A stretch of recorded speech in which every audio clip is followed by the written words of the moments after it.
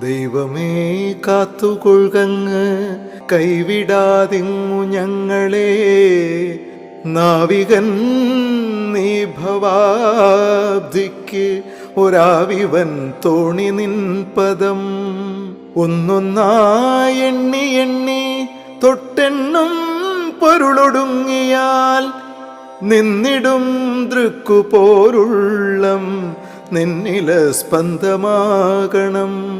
അന്നവസ്ത്രാദി മുട്ടാതെ തന്നു രക്ഷിച്ചു ഞങ്ങളെ, ധന്യരാക്കുന്ന നീയൊന്നു തന്നെ ഞങ്ങൾക്കു തമ്പുരാൻ.